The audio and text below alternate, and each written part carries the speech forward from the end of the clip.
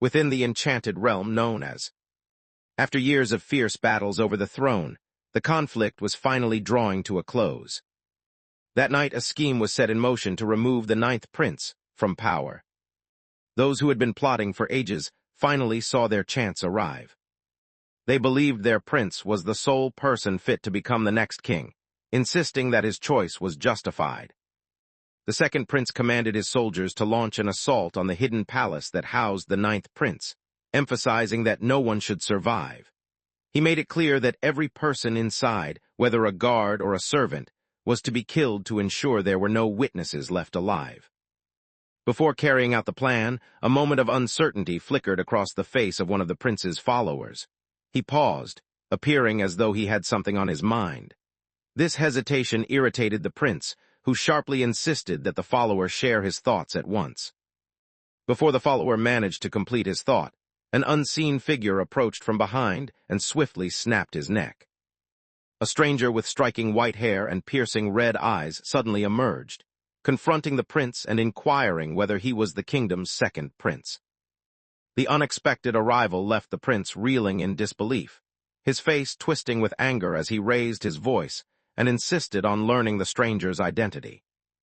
A guard standing by the prince dismissed the intruder as nothing more than a bothersome rodent sneaking into their midst, and without hesitation, he struck out with a sudden, aggressive assault. The guard's eyes widened in shock as he caught sight of the intruder's striking red eyes. He came to the realization that he belonged to the Garuda, a group shunned and looked down upon in their revered kingdom because they lacked any magical powers. As the guard attempted to undermine the intruder, he insisted that ambushes like this would never succeed. The unexpected attacker surprised him by launching a sudden and forceful physical attack. The prince shouted at the guard with anger, demanding to know his actions, and emphasized that the blow he had received lacked any trace of magic. The intruder revealed that his technique was known as the ultimate strike. She explained that if the nasal bone was hit from a specific angle, its shattered pieces could penetrate the brain. In that instant, all distinctions faded away. Magic users and non-magic users alike stood as equals, united simply by their shared humanity. The other magician remained frozen in shock as the events unfolded before him. He started to summon a mighty lightning spell known as, channeling the spirits of lightning as they swirled and collected in his palm. Before he managed to finish casting his spell, the intruder landed a swift, well-aimed strike that interrupted him. The impact caused the stitches in his upper jaw to come undone. He was informed that he was no longer permitted to recite spells and was advised to withdraw. The magician's face twisted with anger as he stood his ground, making it clear he would continue without relying on the incantation. The intruder acted with greater speed, taking him down in a quick motion before he had any chance to react. He reminded him that a warning had already been given. The second prince felt a deep fear, unable to understand how anyone could overcome both an A-rank swordsman and a magician so quickly and without casting a single spell. To him, such a feat seemed beyond the realm of possibility. The intruder remained calm and questioned the reason for his surprise, then pointed out that no regulation required magic to overcome it. Overwhelmed by fear, the prince hastily claimed that the intruder must have been dispatched by Prince. The intruder admitted to being an assassin, though he clarified he did not work for. Instead, he explained that he carried out the mission on behalf of a friend. The second prince dismissed the thought of anyone in the royal family befriending someone like him, finding the notion utterly absurd. He went on to hurl more insults, belittling the other by calling him nothing more than livestock and labeling him as one of the powerless Garuda. The prince, fearing for his life, tried to bargain with the assassin by promising to pay twice or even 3 times more than the original fee, urging the killer to set any price he desired. The assassin remained unfazed, calmly stating that they refused to be treated like cattle before swiftly ending his life. Following the events, news spread that the second prince had passed away from an illness, and a lavish funeral ceremony was organized in his honor. With that moment, the royal court emerged from the heavy shadow that had hung over it for so long. The assassin suddenly emerged. In front of Prince, He expressed his gratitude for the removal of his brother, assured him that everything had been resolved, and declared that he would ascend as the next king. The assassin offered his congratulations and inquired about the emotions he experienced upon finally accomplishing the goal he had pursued his entire life. Responded by insisting that their journey was just starting, marking the first step toward achieving their shared dream. Reaffirmed his promise that, upon becoming king, he would eliminate every law that treated the unfairly, assuring himself that his companions, people, would never be demeaned as livestock in the future. The assassin conveyed his unwavering confidence in, certain that would honor his word. Considered him to be his closest companion. Inquired whether his friend planned to be present at his coronation ceremony. However, the assassin refused, reasoning that, as a Garuda, he would be unwelcome and likely forced to leave such an event. Chuckled, confidently promising that he would prevent such an event, reminding everyone of his authority as the king.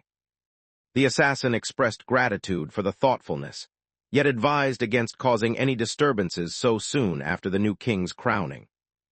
Introduced the assassin as Van, who then shared his belief that minds require patience to transform, assuring everyone that he was willing to wait. Realized the situation and offered a recommendation.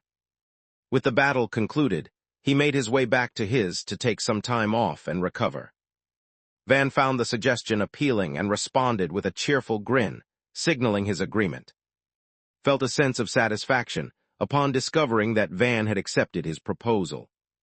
Van chose to dedicate part of his day to being with his family.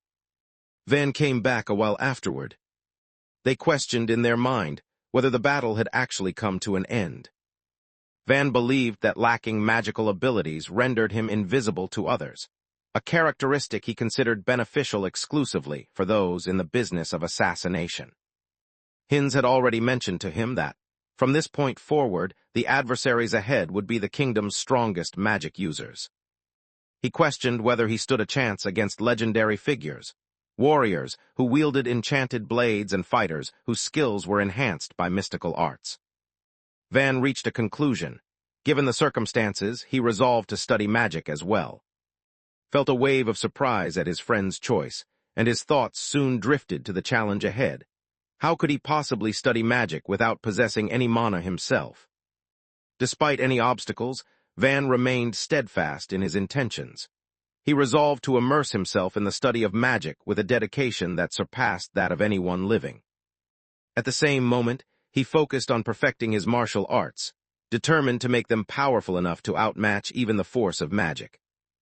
At that moment, as he finished his explanation, it was clear that he had brought his plan to completion. Recognized the resolve in his friend's eyes, and acknowledged that this unwavering spirit was exactly what he had anticipated from him. Van acknowledged that the battle had stretched on for quite some time, and had been extremely challenging. Following that moment, the setting transitioned to a lively marketplace situated in the heart of the capital city. Van moved quietly through the crowd, his hood pulled low to conceal his identity, when a stall selling unusual and freshly picked fruits from the south drew his attention. He chose to purchase one as a present for his family, who he had not visited for some time. Thoughts of a cherished individual who had always enjoyed this fruit brought a gentle smile to Van's face, and he pictured the joy she would feel upon receiving his thoughtful gift. He walked up to the vendor and requested a piece of fruit, and the vendor replied that it would cost just 1 copper coin. The vendor's face shifted swiftly from neutral to one of clear disapproval. He gestured toward a sign that banned sales to the Garuda people and told Van to leave. In spite of everything, Van extended his hand, revealing 2 silver coins resting on his palm. He maintained a composed yet resolute demeanor as he inquired whether the vendor was willing to make the sale. The sight drew curious glances from people passing by, who quietly murmured among themselves about the unusual presence of a moving boldly through the heart of the city. The quiet murmurs among the group quickly shifted to anxious fear.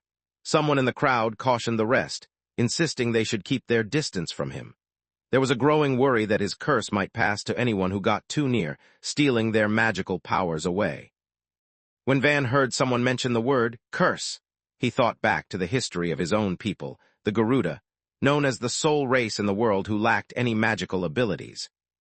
He recalled the story of an old ruler who had come up with a scheme to transform the Garuda into beasts of burden for a group known for their magical abilities. As a result, a hierarchy developed in which magical ability determined one's rank, enabling individuals with magical powers to take advantage of those who lacked them. The Garuda endured brutal forced labor, faced the dangers of being sent to the front lines during wars, and struggled to survive under the burden of unfair taxation. As their dissatisfaction intensified, they became the targets of brutal massacres. At that point, the monarchy would redirect public frustration, attributing every national catastrophe to the supposed curse of the Garuda. Van came to understand that the ruling class had devised this shameful scheme as a means to divert attention away from their own issues. He gazed at his village with a heavy heart, questioning whether his people would ever find a reason to smile again. His train of thought came to a sudden halt when a young girl dashed past him, calling out to her friends and urging them not to leave her behind. She collapsed before him, tears streaming down her face as she began to sob. Van walked over to her and checked to see if she was all right. The child glanced at the man, and rather than responding aloud, gestured toward his own eyes to indicate their redness. Van reluctantly confessed the truth. The child unexpectedly caught him off guard by sweetly remarking on the beauty of his eyes. Van did not expect the way the child answered, and it caught him off guard. The young girl expressed her gratitude to Van before hurrying away to catch up with her friends. He offered a gentle smile, expressing that ultimately everyone shared the same humanity. Van's heart brimmed with hope from this meeting, convincing him that someday those with magic and those without could stand together in harmony, just as he and now did. He was convinced that the nation had the potential to transform, confident that together they would be the ones to spark that transformation, and certain that what they were starting now was just the first step. As dusk settled over the landscape, Van wandered by himself, reflecting on whether a decade had slipped by since he departed from his family and questioning if their faces would light up upon his return. He remembered the moment when he left. His relatives teased him, suggesting he should come back home with a bride. He recalled the way his mother used to urge him to always try his hardest. She reassured him that no matter how difficult things became, he would always have a place to return to at home. His little sister had assured him that she would prepare his favorite mushroom soup when he got back. The moment concluded as everyone recalled the comfort of heartfelt embraces and silently hoped he would travel safely. Van clutched the necklace crafted by his sister, and the familiar touch deepened his longing for his family. As Van drew near to his, he witnessed fire consuming every part of it. A sense of unease crept over him. Without warning, he noticed massive fires erupting where his house stood. He hurried through the village, calling out loudly to the people around him. They checked to see if anyone had been hurt. He came across a local resident who was badly hurt. What greeted him next was even more horrifying. The village lay in ruins, with debris everywhere and lifeless bodies strewn across the ground. At first, he suspected that bandits might have launched an attack.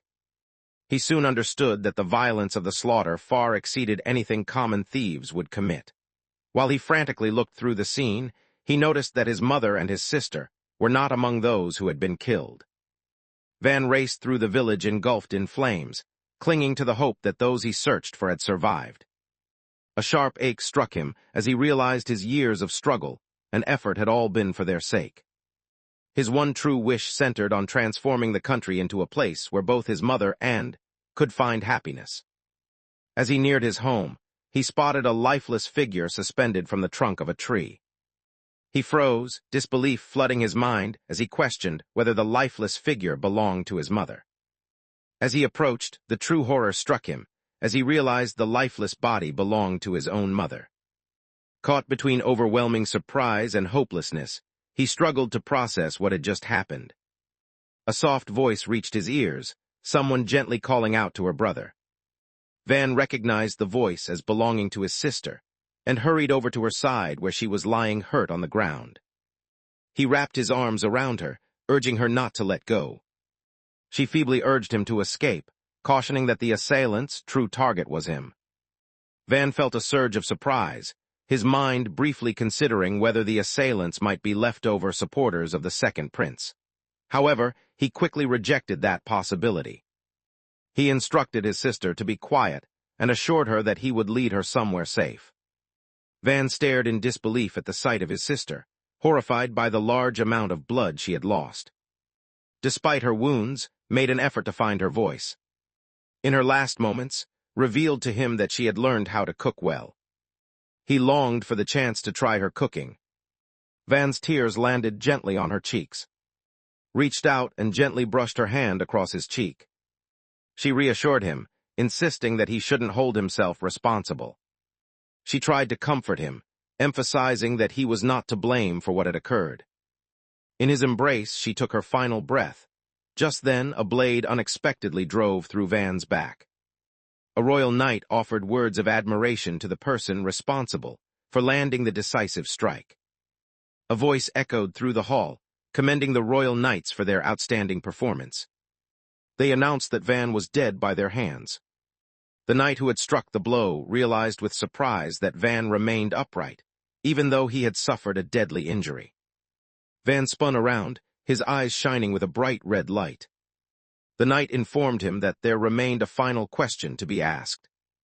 The knight realized that Van had purposefully taken the hit instead of avoiding it, and questioned him about his reasoning. Van informed him that there was no one left for him to defend. The knight himself to strike the final blow, his thoughts filled with disdain for his opponent's pitiful condition. Van posed a final question to him. He questioned the reason behind their deaths, and tried to figure out who was responsible for giving such an order. The response stunned him. The knight explained that it was an order from King Hinz himself, declaring that the Garuda people were no longer welcome in the kingdom. Van shouted angrily, insisting that what he had heard was untrue and refusing to believe that could ever give such a command. Just then, someone else spoke up, wondering aloud if everything had ended and addressing Van directly. Van's eyes widened in disbelief as he lifted his gaze. Stood confidently in front of his assembled knights, his demeanor calm and collected. He remarked that the other had taken quite a while to arrive, expressing his impatience and weariness from waiting. Reminded Van that he was picking out souvenirs to take home to his family, making sure Van remembered the reason for his shopping. Van struggled to grasp the depth of the betrayal. Unable to find any answers, directed all responsibility for the situation onto Van. The explanation highlighted how the Garuda possessed the unique talent to slip past barriers and avoid being detected by magic. They used their physical power to defeat mages. Van, who was at the forefront guiding the pair, was seen as a danger to the stability of the kingdom, and for that reason needed to be eliminated. Van came to the unsettling conclusion that Hinz had tricked him. Insisted that he was a man of his word. Since he had vowed to end discrimination against the Garuda, he intended to fulfill that promise by wiping out every trace of them from the kingdom. Van's anger flared up. Without warning, the knight charged toward Van. Van seized the knight's sword with his bare hands, paying no attention to the sharp blade cutting into his flesh. He yelled out's name, swearing that he would take his life. For a brief moment, the knights found themselves caught off guard. Referred to Van as a monster. She unleashed a mighty burst of magic toward him as the knights cried out, urging each other to defend their king. Van revealed his ultimate secret move, the final shadow bloom, darting through the ranks of knights with astonishing, almost inhuman quickness. He approached and struck him with a forceful punch. His strike met spell in a powerful clash. A tremendous blast erupted as the two forces collided, unleashing their combined energy. Once the fighting had ended, surveyed the ruined landscape before him. Van's actions drew a taunting remark, as someone observed with scorn that, even in his final moments, he was still struggling to shield his sister's lifeless body. He mentioned that Van consistently resisted yielding to those who practiced magic. She referred to him as an obstinate fool. He said goodbye, acknowledging the other's impressive strength, and explained that this was the very reason he needed to be removed. Later on, during a different scene, A beast resembling a wolf with glowing red eyes emerged above Van's body. It declared that it refused to let matters conclude, insisting that its vengeance remained unfinished. The entity chose to offer Van a second opportunity. The creature assured him that their next encounter would be even more entertaining. Van jolted awake, confusion swirling in his mind as he questioned whether he had survived and tried to make sense of his unfamiliar surroundings. He felt a sense of recognition as he looked around the area. Without warning, his younger sister stood before him, announcing that he was finally awake. Van, feeling disoriented and unsure if he was fully awake, wondered aloud to whether she was still alive, a question that struck him as oddly surreal in his groggy state. Van questioned in his mind whether everything happening was simply a dream, yet reassured him by mentioning that their mother was busy making a special meal to celebrate. He wondered aloud about the cause for the festivities, and she eagerly pointed out that the day marked his birthday. Their mother soon joined them, verifying the announcement and offering heartfelt congratulations to her son for reaching his 15th birthday. At that instant, Van became aware of an astonishing reality. He had been transported a decade into the past. He spent a bright, sunny day surrounded by his loved ones. People were savoring their food while seated outside. For a brief instant, he questioned whether the series of misfortunes he had experienced might have been nothing more than an extended dream. However, it did not take long before he understood the truth. He realized that all of his experiences had truly happened. He remained aware of the martial arts skills that lingered in his muscles and memory.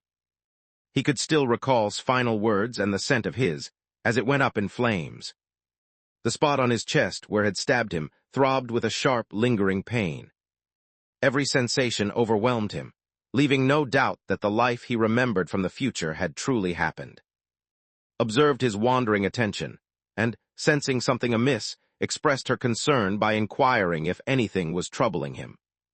He concealed how he truly felt behind a smile, and assured her that nothing was wrong. Van's mother called him over, letting him know that the meal was nearly done. As Van caught the mouth-watering scent drifting through the air, he responded to her invitation.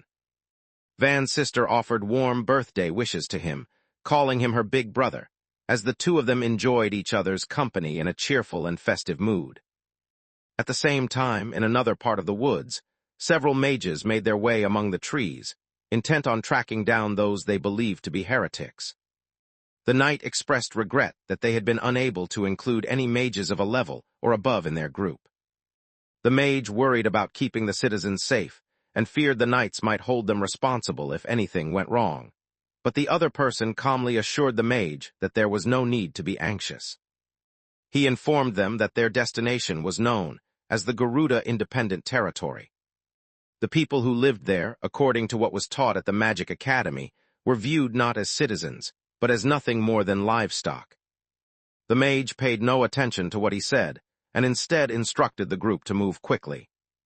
Meanwhile, Van sampled the soup his mother had prepared, noting to himself how the familiar flavor brought back memories. His mother reacted with astonishment to his comment, remembering she had prepared the dish for him only recently. Sensing her surprise, he quickly masked the situation by joking about how much he enjoyed it.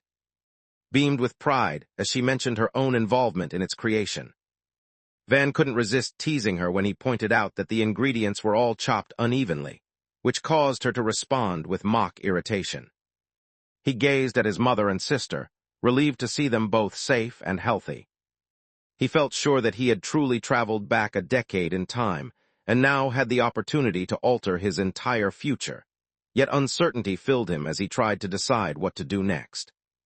His mother observed how unfocused he seemed, and wondered aloud whether thoughts about what lay ahead were still troubling him.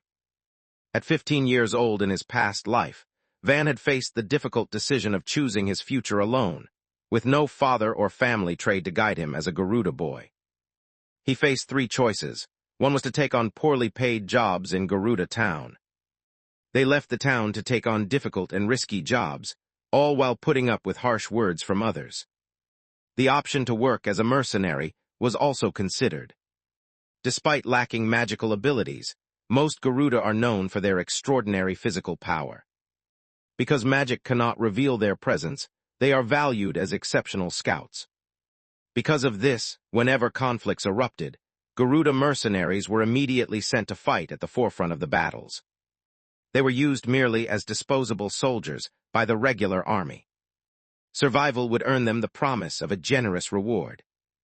His mother broke into his train of thought, confessing that working as a mercenary had its positive sides. She reminded him that their livelihood depended on the wealth his father had gained through war, yet she voiced her worries because he was her only child. Van was well aware that Garuda mercenaries faced a very high risk of death.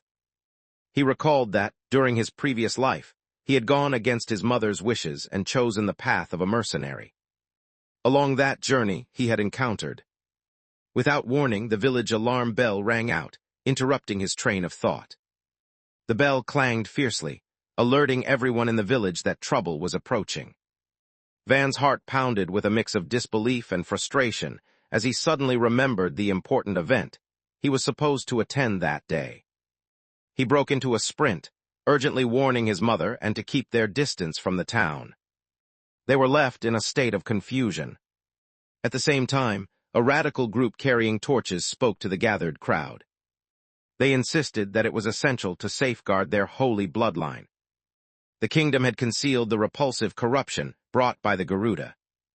The extremist leader explained to the group that impurity originates in darkness and has the power to attract even more darkness. Van instantly knew who they were. They belonged to the group known as the Purifiers.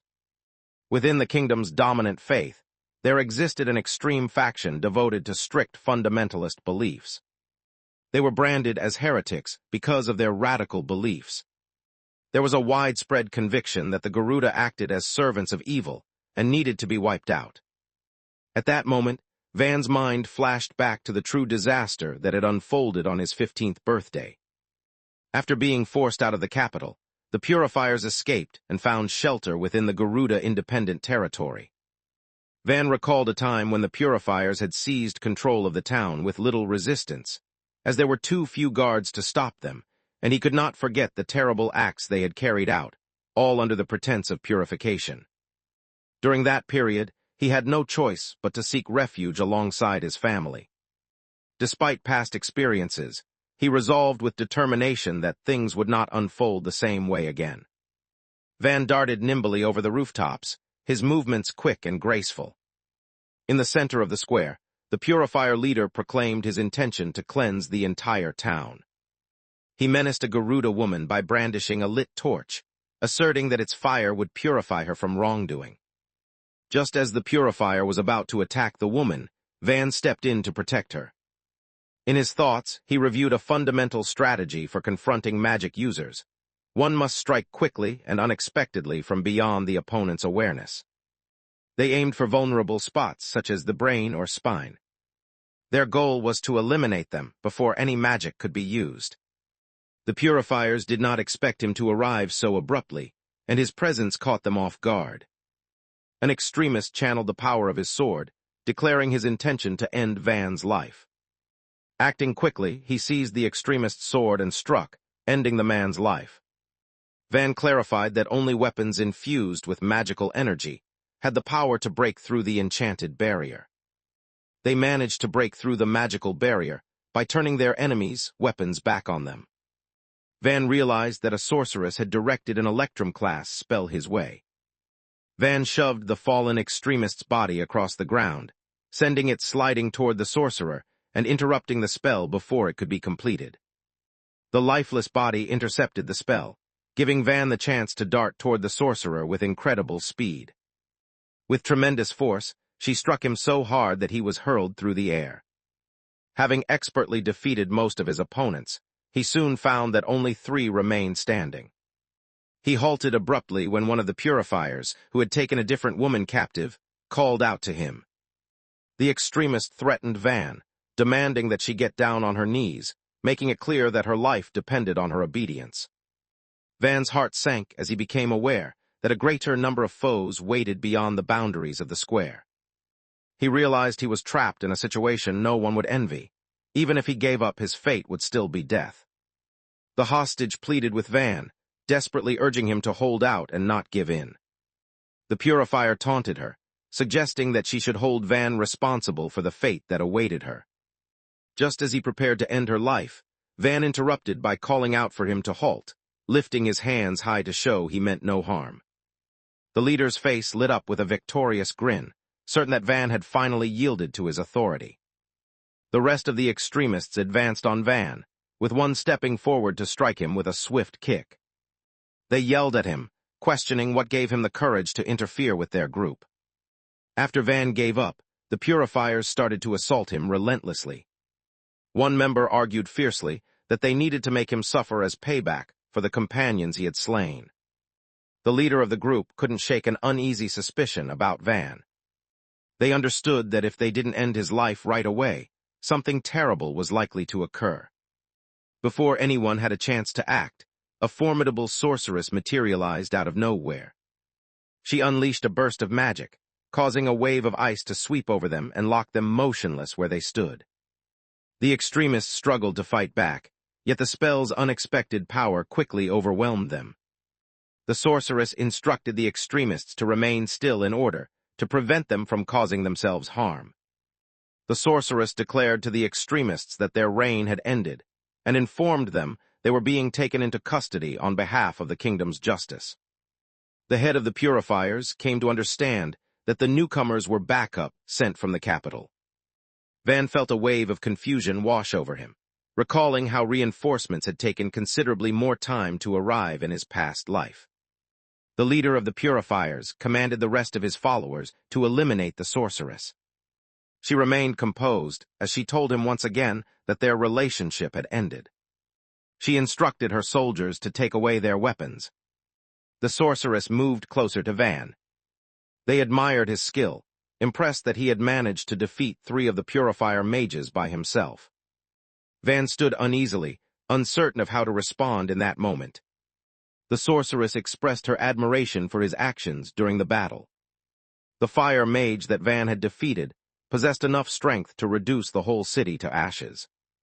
Van recalled the devastating moment when his village had been set ablaze during his former life. The sorceress explained that she had been considering how to handle him on her own to prevent unnecessary harm to others. She expressed her gratitude, noting that his surprise attack had been very useful. Van came to understand that his decision to step in and eliminate the fire mage was the reason the kingdom responded with greater speed than before. The sorceress presented him with a reward for his actions, yet he declined her offer. He explained that he required nothing in return, since he believed she had actually been the one to save him. He expressed his gratitude to her for her willingness to assist them. The sorceress found herself fascinated by the boy, perceiving him as someone unusual, and wanted to know what he was called. He responded by stating his name was Van. She proceeded to state that her name was Helen. She caught him off guard when she extended an unexpected invitation for him to attend the Magic Academy. Van hadn't anticipated such an offer, and the surprise left him momentarily stunned. She wanted to be sure that the Magic Academy was what the girl truly meant. Helen told Van that the Magic Academy was a boarding school founded by the kingdom. The explanation continued, noting that anyone, including ordinary people and those from other countries, could enroll if they managed to succeed on the entrance test. Van paused to listen, suddenly recognizing the familiar name. Memories from his past life surfaced, reminding him that he had encountered it on numerous occasions before. He recalled numerous fighters, and who had once been celebrated as heroes. The individual had completed their studies at this academy. At that moment, Van wondered aloud about the reason Helen had chosen to invite him specifically. She proposed that they continue their conversation away from others. Helen paid no attention to the confused voices behind her, leaving her followers puzzled about her sudden departure. She smiled brightly as she admitted she was unsure of her destination, then turned to Van and requested his help in leading the way. She insisted that she had never been to the village before.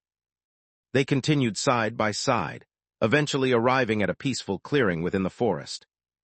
He assured her that, just as she wanted, their discussion would remain completely private, with no possibility of anyone overhearing. Without warning, Helen's voice shifted to a more serious note, as she observed that the location would serve as an ideal spot to commit a murder, her words delivered with a chilling calmness. She cast a magical spell and launched it at him, initiating her attack. With a surge of energy, she unleashed a mighty enchantment known as Ice Arrow, Sagitta. Van moved so quickly that he evaded the strike with ease, suddenly materializing at her side almost instantaneously. Helen stood frozen in surprise, her mind racing with the possibility that he might have used blink magic. However, she quickly pushed the thought aside, certain there was no lingering evidence of any magical spell. She came to understand that his actions were based solely on practiced physical skill. By maneuvering skillfully, he disrupted her line of sight and quietly moved into a position where she could no longer see him. The van broke into her train of thought, urging her to end her pretense. He reassured her that, in his perception, there was no genuine desire to harm coming from her. Helen burst into laughter, her expression filled with surprise. She noted how his words carried the weight and confidence of a veteran fighter, and she couldn't help but speculate about the kind of past he must have had to possess such wisdom while still so young. Van responded with composure, wondering aloud whether she was putting him to the test. She acknowledged that she was the kind of person who needed to witness significant events firsthand. She recognized that his physical abilities alone were powerful enough to take on mages in battle. She walked up to him, sharing that a new thought had struck her. She believed he could be the person to alter the destiny of the Garuda people. Van's eyes widened in surprise as he turned his gaze toward her. She continued by outlining that this opportunity could become a reality for him, provided he decided to enroll in the academy. Van quickly caught on to her suggestion and wondered aloud if she was referring to the upcoming knighting ceremony. Helen nodded, making it clear that her words were intentional, and explained that his remarkable abilities had earned him consideration for this prestigious recognition at the academy. Helen went on to clarify that the knighting investiture served as a way to honor academy students who demonstrated outstanding achievements. No matter where they came from, all candidates received permission to create their own noble family inside the kingdom. She explained that the land given typically had a connection to where the candidate was originally from. In Van's situation, that territory happened to be the town known as Garuda. Van's emotions clearly showed on his face. He acknowledged to himself that the thought had already crossed his mind. Unlike in his former life, he recognized that he was now young enough to legally sign up for the entrance exam. Van realized he had come up with 3 questions he wanted answered. Helen demonstrated that she was open to hearing what others had to say. Van wondered aloud whether taking the entrance exam meant he needed a noble's recommendation. Helen quickly agreed and volunteered to compose the recommendation letter on his behalf. She smiled, clearly pleased that he was beginning to warm up to the idea, and invited him to share what he wanted to ask next. Van proceeded to ask his second question, feeling confused about how someone like himself, who had no magical abilities, could be involved. He had been given an honor at a magic academy, but he found the whole situation ridiculous and turned to her, wanting to know what she thought about it. Helen nodded in agreement, admitting that it truly appeared to be the case. Despite this, she explained that everyone who had previously earned this recognition had also succeeded in challenging long-standing customs. They all shared a single trait. Each had uncovered a previously unknown law of magic. She mentioned activities like brewing magical potions and researching mystical symbols. She emphasized that relying solely on magic was not the only important rule. She went on to clarify that overcoming a mage without resorting to magic could represent a new approach deserving recognition. As long as he proved his strength to everyone, they would acknowledge him. Van listened carefully to what she said, realizing that success was possible, but it would ultimately rely on his own actions. Helen gave a nod of agreement. After that, Van posed his last question. He questioned what she stood to benefit from the situation, uncertain about what she truly expected from him in return for dangling the promise of nobility before him. After a brief pause, Helen questioned whether he lacked faith in her. Van explained that his only intention was to understand what benefits she would receive, if he were to take on the role of Lord of the Garuda. Helen confessed that she truly believed it would be helpful for her. She explained to him that she had no plans to reveal what advantage he would gain. Van's sister suddenly called out as she hurried toward them, her voice breaking into their conversation. She seemed surprised to find her brother there and questioned his presence. Van attempted to calm her fears by insisting that nothing had happened, yet she revealed that she had already heard rumors about his confrontation with the villains. Van expressed regret for causing her concern and reassured her that he was all right. Hurried over to his side and wrapped her arms around him in a firm embrace. Marina embraced her brother, gently scolding him for his habit of insisting he was all right before acting impulsively. Through her tears, she explained to him just how much she and their mother had been concerned for his well-being. From afar, Helen observed the group before approaching Van. She explained that if he agreed to become a knight, he would earn the privilege of safeguarding his sister. He emphasized to his family that this outcome could not have been avoided. As Helen turned and departed, she made a solemn vow in her own name. In the days that followed, time seemed to slip by in a blur. Van recalled the sorrowful expression on his mother's face when she discovered he had confronted the purifiers, and he thought about her curiosity regarding how he managed to accomplish it. However, upon witnessing the townspeople express their gratitude towards him for his assistance, a warm smile spread across her face as she acknowledged his accomplishments, remarking that he had clearly inherited his father's qualities and had performed admirably. Van mentioned the academy to his family during their conversation. Van's mother reacted with astonishment when they learned there was a school located in the capital.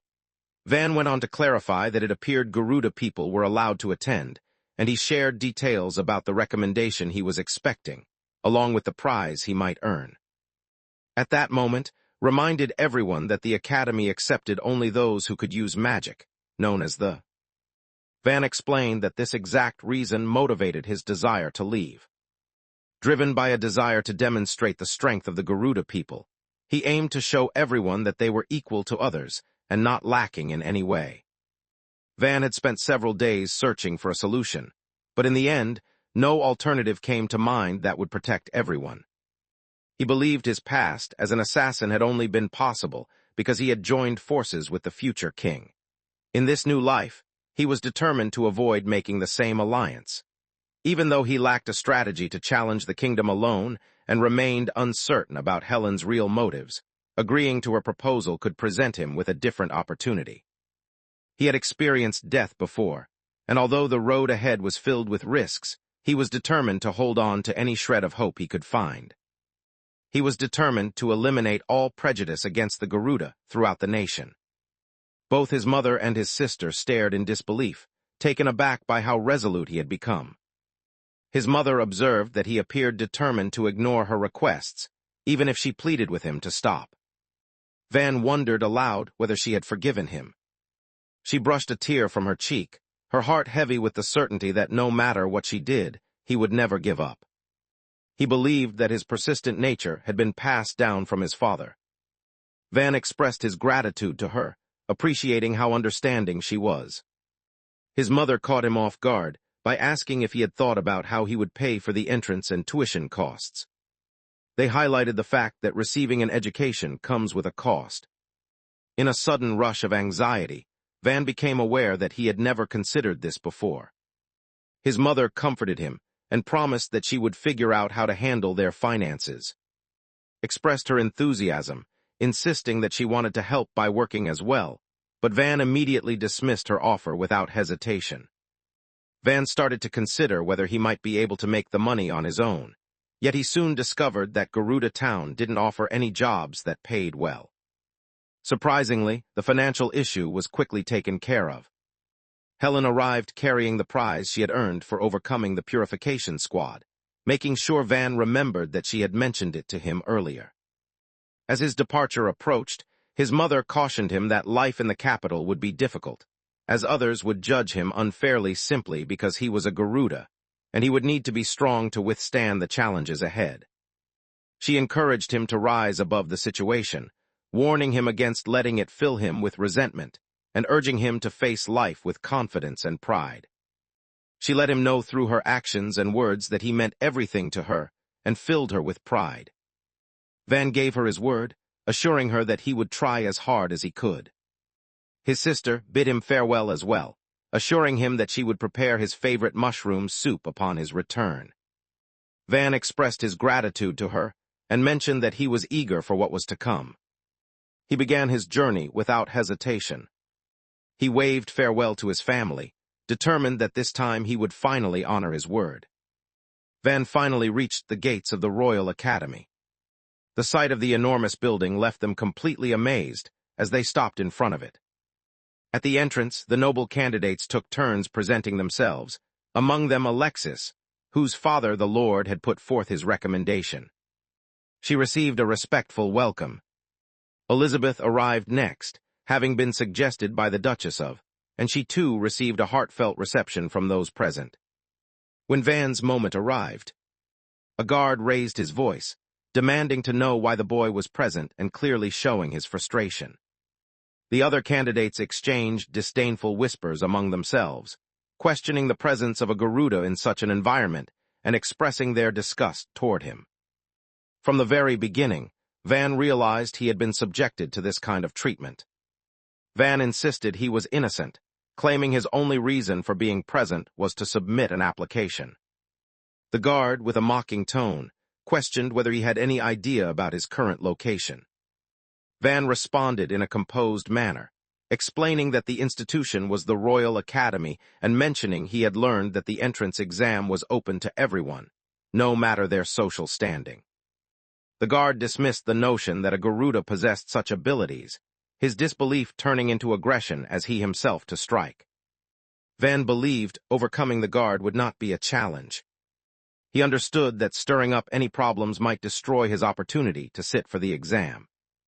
Just then, someone else stepped in and instructed the guard to cease fighting where the applicants could see. The guard with the request, leading Van to feel relieved that someone sensible had at last appeared. The new official looked at Van with clear contempt, remarking that people like him, naive and misguided, seemed to appear every year. Van let out a sigh, feeling frustrated by how bothersome the whole situation had become. The official started to address the audience, clarifying that the academy treated all students equally, regardless of where they came from. The official went on to clarify that anyone wishing to take the exam must first secure a noble's recommendation. Hearing this, Van responded by stating he already possessed such a recommendation. Van startled the guard by handing over a letter of recommendation and drawing attention to the noble seal stamped upon it. The official's eyes widened in disbelief as the seal came into view, leaving him momentarily stunned. He raised his voice at Van, leveling accusations of dishonesty, since it was unthinkable for any noble to endorse a Garuda. Without waiting for a response, he lunged for the letter in Van's hand, warning that faking a noble seal was an offense punishable by death. The official clung stubbornly to the recommendation letter, unwilling to release it, while Van sprang into action, swiftly sending the guard sprawling face first onto the ground. The remaining guards stood in confusion, trying to figure out what had just occurred. The situation suggested that Van might have acted in an unusual way. Just then, an examiner showed up and inquired about the source of the disturbance. The clumsy official offered an apology to the examiner. Attempting to minimize the incident, they motioned in Van's direction. The examiner paid no attention to his words, instead turning to Van and requesting proof of her identity. Van identified himself to the others as applicant Van. He mentioned that Helen had suggested him for the position.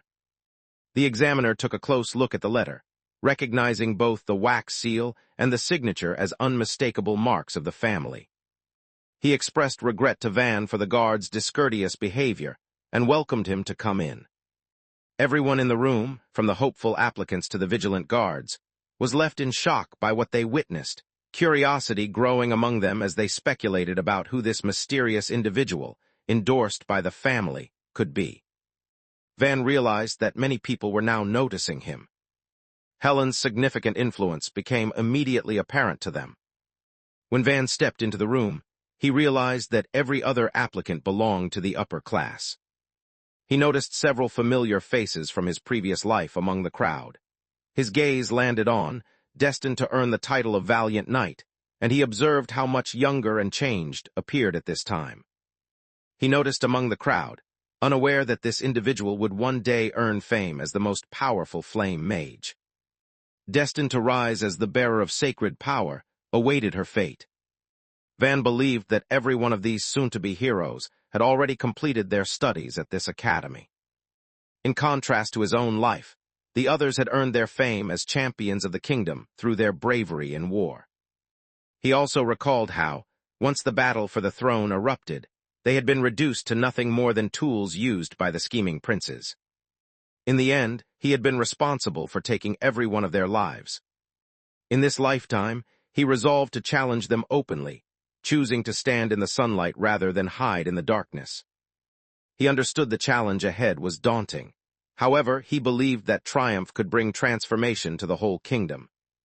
His train of thought came to a sudden halt when a voice rang out, singling him out by mentioning his striking red eyes. Another student had spoken up. Van wondered aloud if the student was addressing him, to which the student confirmed, and with irritation, demanded to know how Van could remain so composed while standing there. Van responded to the trainee with a calm demeanor, letting him know that he was free to stand wherever he liked. The trainee's temper flared as they confronted him, claiming his behavior was disrespectful. He was questioned about his own identity. Van felt a strong sense of, recalling how his previous life had been riddled with similar conflicts. Briefly, he wondered if simply lowering his head this time could spare him some trouble. He soon recalled his mother's advice, urging him to face life with confidence and dignity. He recalled that, in his previous life, another person had shared that exact same sentiment with him. Prince had once advised him that striving for equality required standing tall and meeting disdainful stares with dignity, rather than lowering his head in submission. At the same time, the trainee grew furious at being disregarded by Van. Unable to control his anger, he seized Van by the collar and yelled directly into his face. Van fixed him with a frosty stare, making it clear through his expression that the blame for everything belonged to him. Before the trainee managed to answer, Van executed a discreet martial arts technique known as. Using the opponent's own momentum, the technique allowed one to control their actions and send the trainee crashing to the floor. It was the identical maneuver that Van had previously performed on the guard. The rest of the students remained bewildered, unsure of what was happening. Van moved toward the collapsed trainee, a mocking tone in his actions as he pretended to offer assistance and questioned whether the trainee was feeling lightheaded. The trainee rose to his feet, anger flashing in his eyes as he concentrated on drawing in his magical energy, preparing to launch an attack. Without warning, a commanding voice broke through their conversation, instructing them to halt. Prince held ownership of the voice. Hin spoke to everyone gathered, making it clear that the Garuda stood as friends to the kingdom, and that unity was more important than conflict between them. The trainee soon offered an apology to the prince for causing an unpleasant incident, but Hinz reassured him, saying there was no need to be overly polite, since today he was only another candidate like all the others. He requested that those around him interact with him, just as they would with anyone else. Van couldn't hide his surprise when he spotted, suddenly understanding that, too, had once graduated from this very academy in a previous life.